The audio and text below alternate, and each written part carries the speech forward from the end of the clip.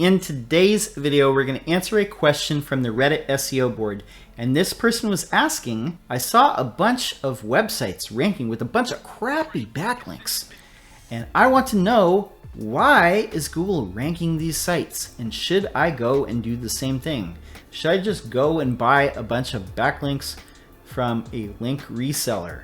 And to answer your question, yes, this does happen sometimes for a while.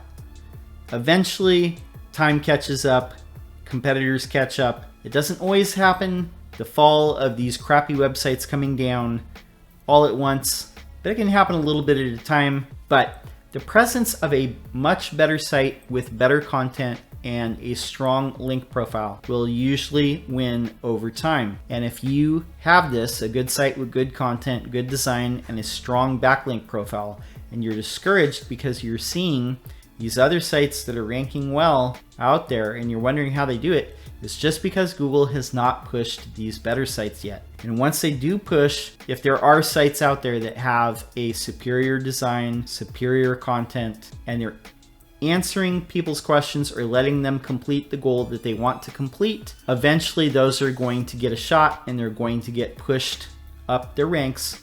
And then once that happens, Google's machine learning will get a little bit of data on that, user data, and then those sites will probably keep getting pushed up.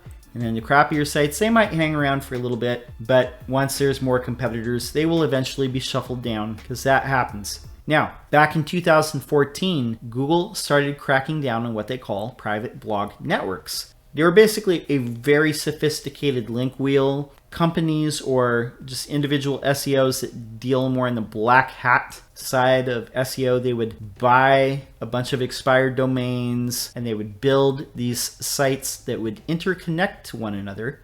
And I've actually seen, this was like a few years back, the site that I saw that was employing this aren't really ranking that well anymore, but it was working about 4 years ago. It was a different way where there's a company that was doing this. They were basically building a page on each of their client sites or each of the sites that were in their network, where it is other sites within the link wheel that would interlink to one another, and it would basically build up the link strength of each of these domains.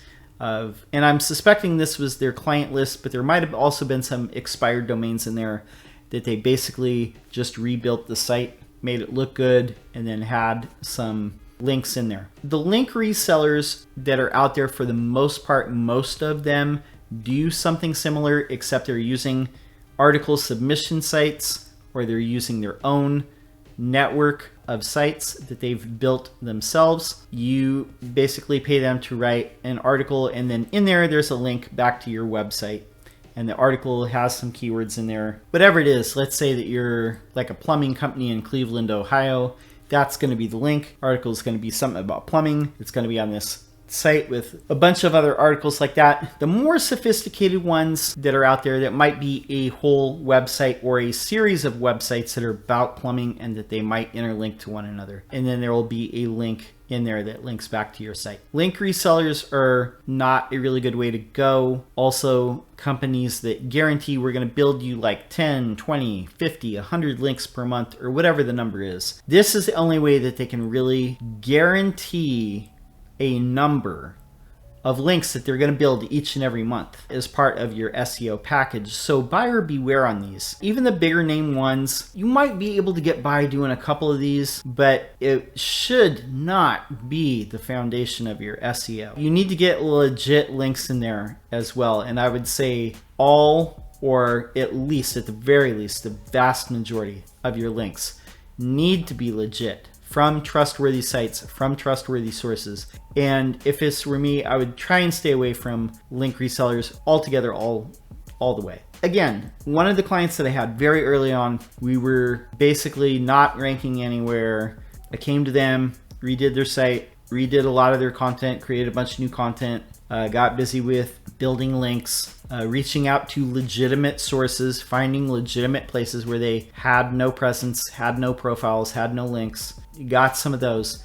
We rose up in the ranks. We're still doing good to this day. I haven't done any work for them actively in a while, but they're doing fine.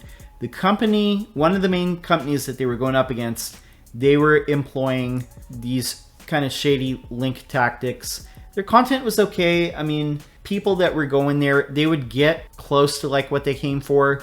Their product, at least in our opinion, is a little bit inferior to the product that my client was using, but people would still get to a destination. It wasn't like a scam site. Their link profile was kind of scammy. But over time, other competitors that either had more trust in Google's eyes or more established brands, they had better content, or what was on there was more in line with what people were trying to get, what they were trying to purchase when they were Googling these certain terms, these ones rose to the top. And this is what will happen over time. You know, I've done this with other clients too, where your site wasn't bad or anything like that, it just didn't have the right content, needed a couple links to kickstart it from legitimate sources. Just put in the effort, and it might take a little bit of time, but those crappy sites do shuffle down and the good sites do shuffle up. It doesn't happen all at once, but it will happen. Just kind of do what you need to be doing. Eventually things will take care of themselves with machine learning and with users getting to what they actually want to get to. And that's the most important thing with this, is making sure that people can actually accomplish the goal that they're wanting to get to, whether it's a piece of information that they need to find an answer, or they need to purchase an item and they're able to do that, or some other goal that they're trying to accomplish when they're doing a search. As long as your site can do that, process that in a way that has good user experience, then that will rise to the top. So don't worry about the places that are just ranking with crappy backlinks, because all Google's looking for really is a little bit of competition to knock them out. Maybe Google only has these sites to go by. They're like, well, we know that these, you know, are kind of good enough for now, but if we had some better sites that we could trust, or they had better pages that let people accomplish that goal, we'd be happy to rank those. That's the goal, is basically making your site good enough to where Google can trust it, and making sure there's the right content and all the other signals are lining up and interlocking, and then Google will give it a chance. Hope that answers this question. My name's John Locke. My business is Lockdown SEO. And if you got value from this, please give it a thumb up, give it a subscribe. I'd greatly appreciate it. And that's all I got for now. Until next time, peace.